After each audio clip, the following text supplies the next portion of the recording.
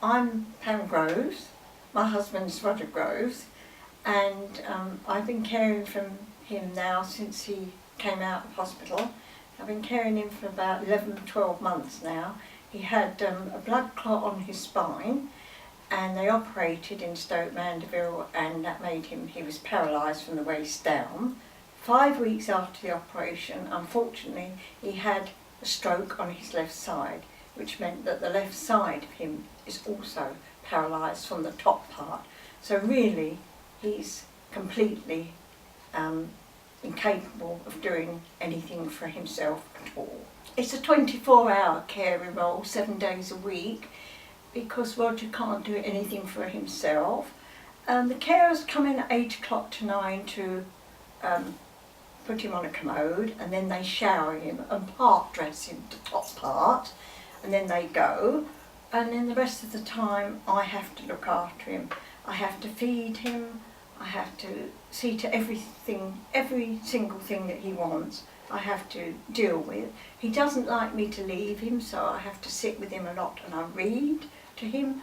In between that I have to get him a lunch ready, and in the afternoon when he's in his wheelchair for 2.5 hours, and I have to sit and occupy him because he doesn't like his wheelchair. Then they come at 3 o'clock, put him back to bed, and from then on it's my responsibility again, and I just have to literally look after him the whole time.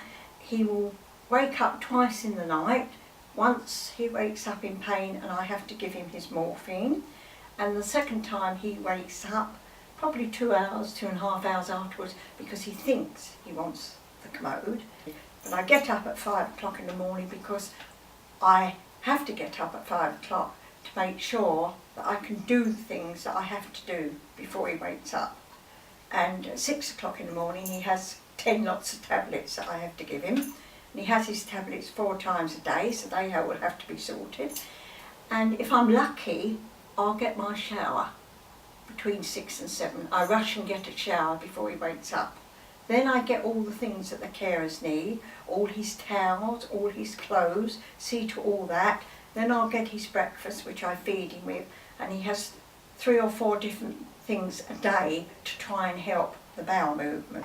I have to help him shave. He can shave himself a little bit with his shaver, but his arm aches. He'll put it down and say, I can't do any more. So then I'll carry on and shave him, and then I'll help him clean his teeth.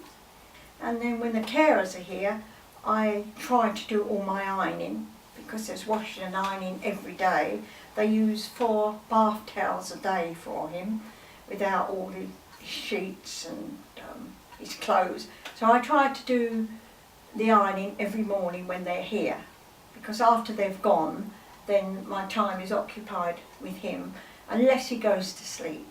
And if he falls to sleep, then I can potter around and do some dusting, get the meal ready for lunch, but I cannot hoover because that would wake him up. But the chances are he'll sleep for an hour and a half, then he'll ring his bell, and then he'll want something, and then I go and see to him. And that will go on all day long, and finally I will get to bed about 10:30 at night when I've done everything for him.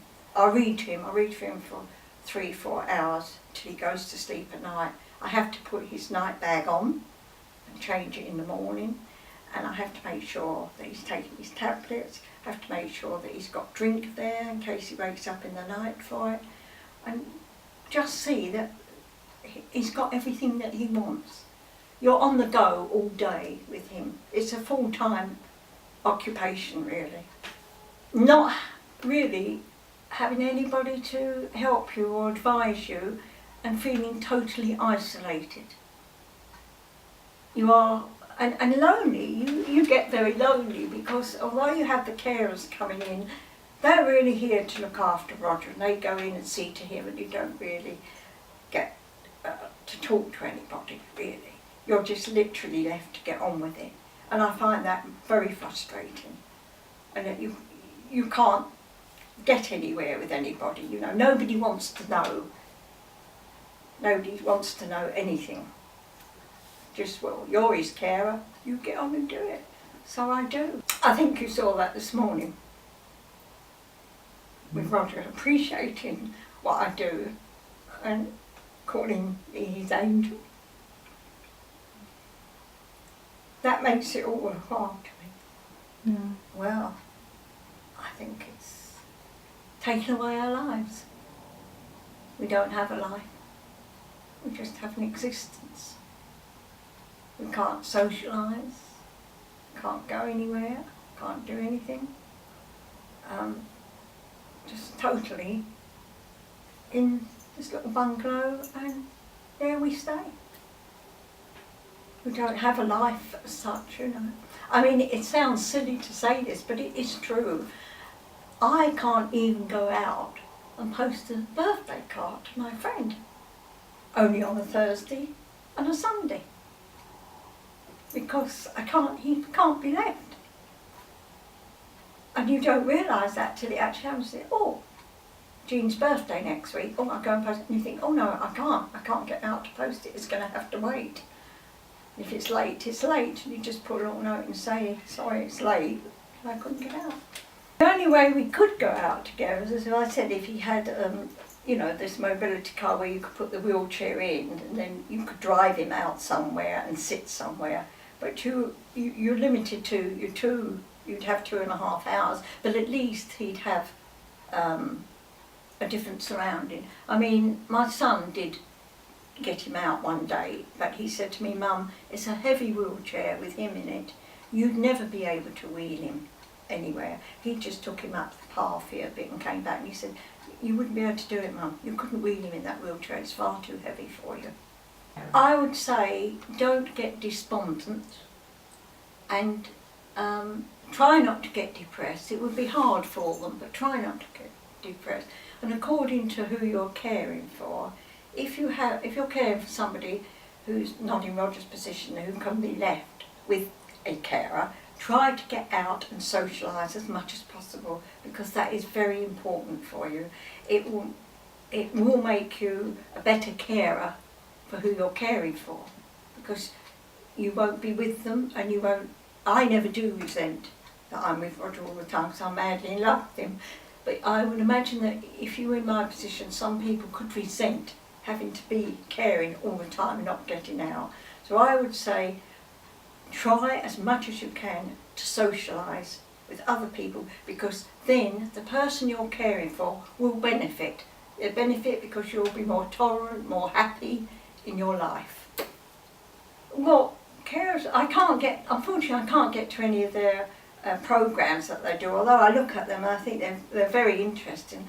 I did manage to get to one event that they had at Stoken Church in the doctor's surgery, and I found it was very good to speak to other people who were carers, and I found them all very helpful and obliging.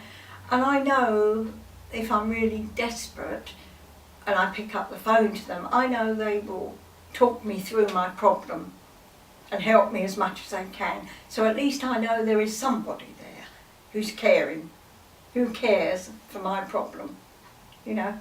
So that makes me feel a bit safer, a bit happier, and I think, oh yeah, well there is carers bucks if I really need them. And I would say to people who are carers, if they're members of it, and you can get to some of their programmes, do, because they're very interesting programmes. They look very interesting, and I think you would enjoy them a lot, and being with people that you can talk to about your problem and how you care for your person. Very important.